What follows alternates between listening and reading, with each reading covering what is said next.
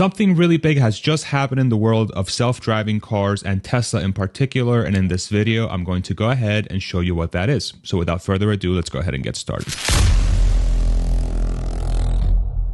On Friday, August 25th of 2023, Elon Musk went live on X, formerly known as Twitter, and he had a live stream, a very grainy, somewhat poorly recorded live stream of a Tesla driving itself around Palo Alto. This car was using Tesla's latest FSD beta software, version 12. Now, what's very interesting about this self-driving system is that this is an AI-based self-driving system. And with this AI-based system, the Tesla car drove itself around Palo Alto very similarly to the current human-written versions, meaning that whatever version that Tesla was using with its AI-based system was able to do basically the same thing that any other Tesla on the road right now can do. But what's really interesting about this version that Tesla has shown this past Friday is that how the car drives itself is a really big deal. Now, the reason why this is a breakthrough is because in the past, Tesla has used human code to solve for that self-driving solution.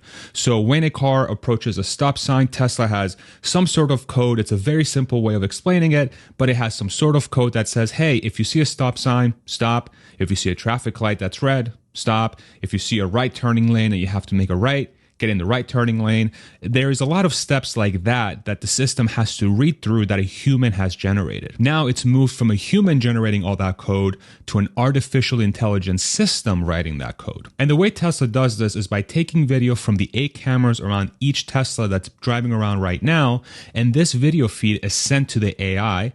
The AI figures out how to properly make that car move around based on the video that it's ingesting, and then that code that the AI writes gets sent to the cars, and then the cars use that code to drive around. And so here's an example of what that means. Very rough example, simple terms, but I hope it helps you understand this a little bit better. This is an intersection with stop signs. Here's a car approaching the stop sign. You and me as a human know that as we approach that intersection, there are stop signs on either side, which means that once I get to that white line after that car, it means I have to stop, I have to look around, and then I have to drive through that intersection. We've learned these rules by reading a book, by driving around, by just doing the usual things we as people do to practice to get better. Now, what this AI system does that Tesla is developing with version 12 is that they send a bunch of examples of video of their cars, of the Tesla cars that are on the road right now, doing this stop. So they have video footage of, 10,000 Teslas, 20,000 Teslas stopping at 100,000 stop signs. And that video gets captured. It gets sent to Tesla's headquarters. That video feed then gets put into a AI brain. And the AI brain, through repetition, kind of like our practice, learns how to approach a stop sign and stop it. And what's even crazier is that the system doesn't have to know explicitly what a stop sign is, what a lane marking is, what a car in front of it with the red brake lights is. All it knows is that anytime this car approaches this kind of scenario, it comes to a stop.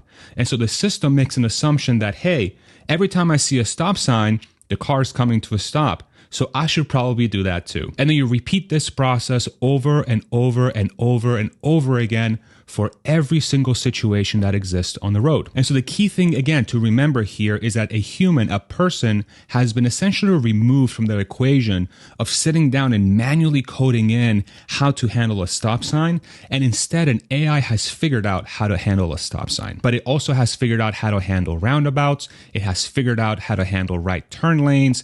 It has figured out how to handle cars in front of it, cyclists, pedestrians, potentially debris on the road, potholes, so on and so forth. And this is truly a breakthrough. This is very different in how every single other car company, self-driving car company, has approached self-driving, including Tesla up to this point. Now, I want to compare this solution to how everybody else is handling it, just to give you an idea of what this actually means from an implementation perspective long-term and why this is such a big deal. And if you're enjoying this content so far, I would love it if you throw me a like. Thanks so much. Now, here's an example of a self-driving car from GM's Cruise division. This is a Chevy Bolt that's outfitted with a bunch of sensors like LiDAR, ultrasonics, radar, camera, so on and so forth. Here's another example of a Waymo Pacifica from Chrysler that uses the same exact technology. LiDAR, cameras, a bunch of sensors. Here's an example of a Baidu self-driving car over in China. This is their Apollo solution. You can kind of see this huge thing on the roof of the car. And the way these companies are handling self-driving is that they have a bunch of sensors that the car has around it and on top of it. And then humans are writing code for all these sensors and the maps that are needed for those sensors to read what's around them to actually process the world and navigate through the different scenarios these self-driving companies go through. Now, a lot of credit has to be given to these companies because these companies have figured out how to have a car drive itself without a driver behind the steering wheel and pedal. This is called a level 4 self-driving solution. And for these very specific cities and places where these companies operate, it works most of the time under very specific circumstances. For example, GM's Cruise division was only allowed to operate in parts of San Francisco for certain hours on certain days. Now they've been expanded to cover the entire city of San Francisco, but it can't go on highways. And of course, like any other technology, they do still have issues. Here's an unfortunate situation of a GM Cruise ending up in a cement patch. Fortunately, nobody was hurt, injured, or anything like that. It was just a kind of an unfortunate situation. And there have been other situations as well with these companies where they've had accidents and crashes. Luckily, very, very few injuries and deaths, but they're still not perfect. This is still a great development, but it comes at a giant cost. And that giant cost is scale. And by scale, I mean being able to have these solutions available in essentially every city, on every road, in every country on planet Earth. And the reason why is because they have so many systems that are tied to those self-driving cars. They don't really use an artificial intelligence to figure out how to drive, and they also use a lot of sensors other than cameras to figure out where to go. And so for these systems to work, you need things like LiDAR, radar, ultrasonics, cameras, infrared sensors in some cases. You need maps of the entire cities that these companies operate in. You need human code to sit down and figure out how to interpret all these different sensors. You need internet connectivity to ensure that if a problem were to arise, a human can beam in and figure out how to navigate the car, etc., etc., etc. But what's crucially important with these systems is that every area in operation for these vehicles needs to be mapped, meaning that every turn, every traffic cone, every stop sign, every crosswalk, absolutely everything, road work, whatever you can think of, the system needs a map to reference against to be able to navigate through those areas. And any changes on the maps, like any road work or different lane changes, or maybe they changed the stop sign, or maybe the stop sign's missing, a bunch of different things have to be remapped every time there's a change. Now let's go ahead and compare this to Tesla's approach so I can show you how big of a gap there is between what Tesla has just solved and how everyone else is doing it. For Tesla's system under version 12, all the system really needs is 8 cameras, which is what every Tesla has around its body. It needs a computer in the car to process the data that is given to it by the AI, and it needs an AI brain of sorts to process all the data that the car sends back to the mothership in order to give instructions to the car on how to handle its surroundings. Fortunately for Tesla, they have over 4 million cars driving around the world right now, collecting said video for the AI brain to process. Now, we already talked about how Waymo, Cruise, and the other companies are limited from a scale perspective because there's so much they have to work through in order to expand their solution, in addition to deal with the little changes that happen in their areas constantly. However, for Tesla, the limitations are very different from a scale perspective. What Tesla is limited by is how much video it can generate and how much compute power the AI brain has available in order to process that video. Now, if we think about the video limitations, that is limited by the number of cars on the road driving through as many situations as possible. You're going to get a lot more video from 4 million cars than you would, let's say, from 1,000 cars or even 1 million cars. You want as many cars in as many places in the world as possible. And so within that context, it probably makes a lot of sense why Tesla's growth has been happening the way it's been happening. If we look at back to 2013, the car was shipping about 22,000 cars per year.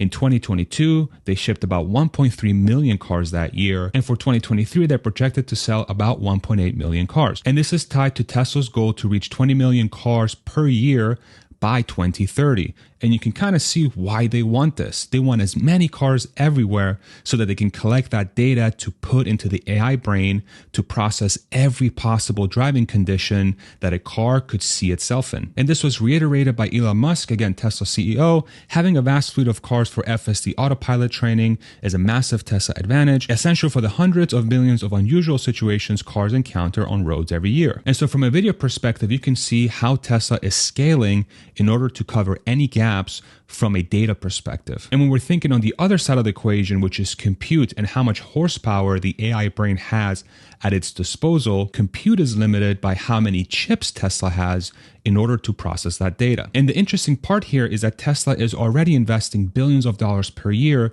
in order to ramp up its compute power. Here's a message from Elon Musk this morning. We're going with both Dojo, which is their in-house chip solution for their AI brain, and NVIDIA. And here's a message from Tim. Tim is part of the AI team at Tesla and X. To give a little bit of context as far as what Tesla is working on, Tesla AI 10,000 H100 clusters go live Monday, which is today. Translation, Tesla has bought a ton of chips, 10,000 chips from NVIDIA that they'll use for their AI brain. And so you can now see that Tesla, from an AI perspective, they have the code that they need that solves for self-driving. And all they're limited by is scale. And that scale comes from how much video they can generate from their cars and how much horsepower they have at their disposal to process that video. And this is very reminiscent to me of the Model 3 ramp. If you're not familiar with this story, Tesla unveiled the Model 3 back in 2016 that generated 115,000 orders before the car was even shown to the public.